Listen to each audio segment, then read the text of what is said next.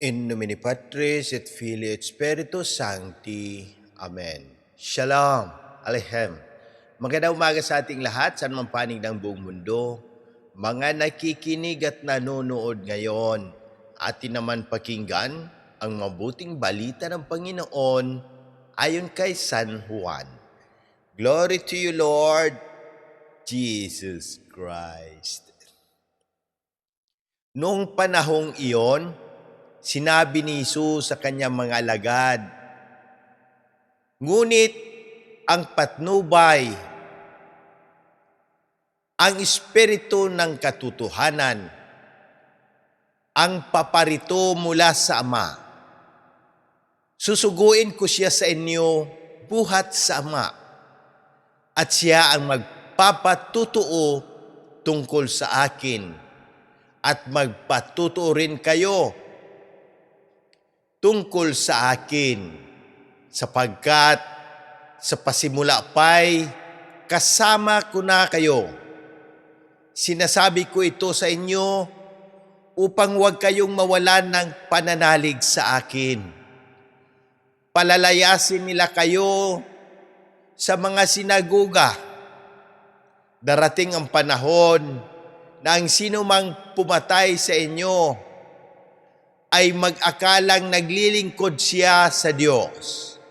At gagawin nila ito sapagkat hindi nila ako nakikilala ni ang Ama. Ito'y sinasabi ko sa inyo upang pagdating ng oras na gawin nila, maalaala ninyong ipinagpauna ko na ito sa inyo.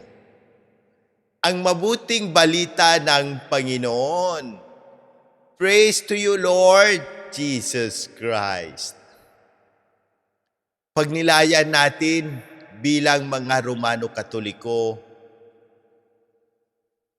ngayong Lunes, sa ika-6 na linggo ng Pasko ng Pagkabuhay,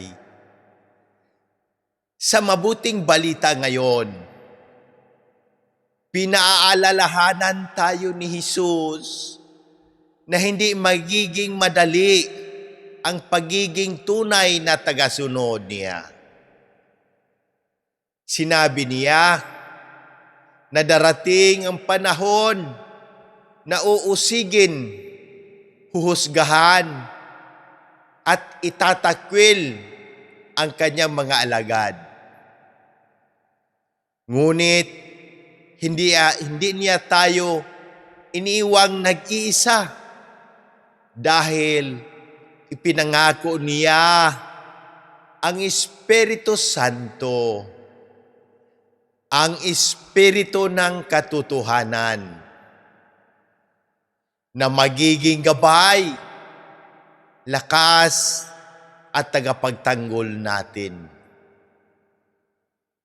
Hanggang ngayon, totoo pa rin ito. Marami ang nahihiyang magdasal sa publiko. Mahiya gumawa ng tanda ng krus. Ipagtanggol ang pananampalatayang Katoliko dahil sa takot mapagtawanan. May iba naman na pinipili ang makamundong uso kaysa sa aral ng Diyos. Ngunit bilang Romano Katoliko, tinatawag tayo ni Kristo na manatili sa kanyang pag-ibig kahit mahirap, kahit maraming pagsubok, at kahit minsan tayo inuusig dahil sa pananampalataya. Makikita natin sa unang pagbasa si Lydia na nang marinig niya ang salita ng Diyos mula kina Pablo, binuksan niya ang kanyang puso at buong sambahayan. At siya'y nabinyagan. Ganito rin tayo dapat. handang makinig, maniwala at ipahayag ang mabuting balita sa bawat bayan, tahanan, social media, trabaho, at komunidad. Sabi nga ni Saint Agustin of Hippo, ang puso ng tao ay hindi mapapanatag hanggat hindi nagpapahinga sa Diyos. Kahit hindi natin nakikita ang Diyos ng ating mga mata, nararamdaman natin ang kanyang presensya sa bawat biyaya. Pagaling, pag-asa, at pagmamahal. Ang tunay na pananampalataya ay hindi naniniwala kahit hindi nakikita. Si Saint Ignatius of Antioch ay nagpatutuo kay Kristo kahit harapin niya ang kamatayan. Hindi niya itinanggi ang pananampalataya dahil alam niyang ang buhay na walang Kristo ay walang tunay na kapayapaan. Marami ring mga banal at martir ang nag-alay ng kanilang buhay upang maipasa sa atin ang pananampalatayang Katoliko na ating tinatamasa ngayon. Sa panahon natin ngayon, paano tayo mananatili sa pag-ibig ni Kristo? Sa patuloy na pagdalo sa misa, sa madalas na pangungumpisal at pagtanggap ng komunyon, sa pagdarasal ng Santo Rosario at pagbasa ng salita ng Diyos, sa paggawa ng kabutihan kahit walang nakakakita, sa pagpapatawad at pagmamahal kahit mahirap, sa pagtatanggol sa katotohanan at aral ng simbahan, at sa pagiging buhay na saksi ni Kristo sa ating pamilya at komunidad. Hindi aksidente na ikaw ay nakakabasa nito ngayon o nakarinig o nakapanood nito. Maaring ginagamit ka ng Diyos upang maging ilaw sa iba. Huwag matakot magpahayag ng pananampalataya dahil ang Espiritu Santo ang kikilos at magbibigay lakas sa atin.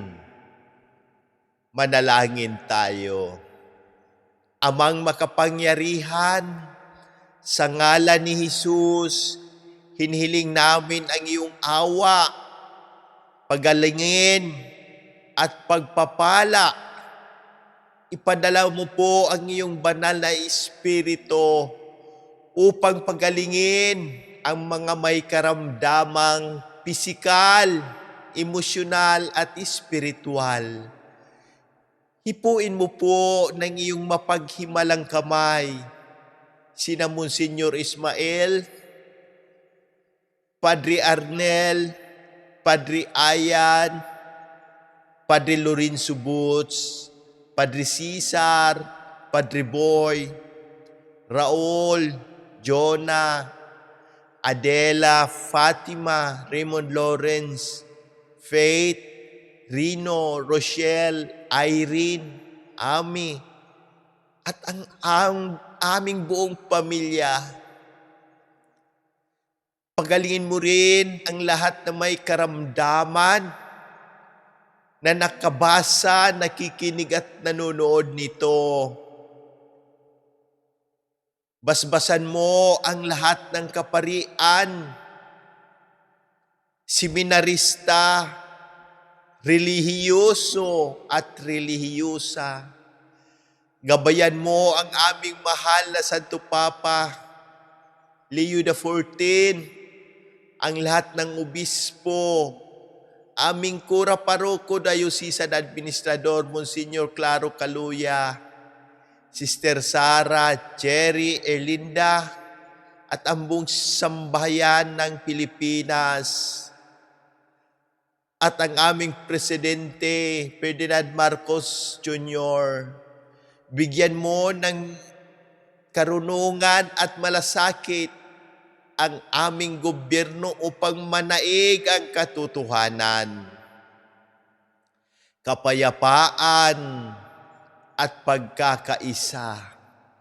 Ipinagdarasal din namin ang mga pumanaw na sina Pope Francis, Janet Hiram, at lahat ng aming mahal sa buhay na yumao.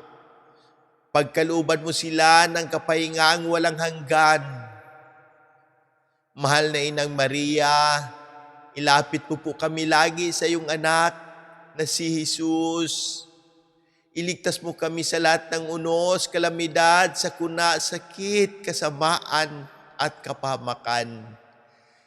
Takpan mo kami ng iyong banal na manta ng pagmamahal at proteksyon. Amen. In nomine Patris et Filii et Spiritus Sancti. Amen. God bless!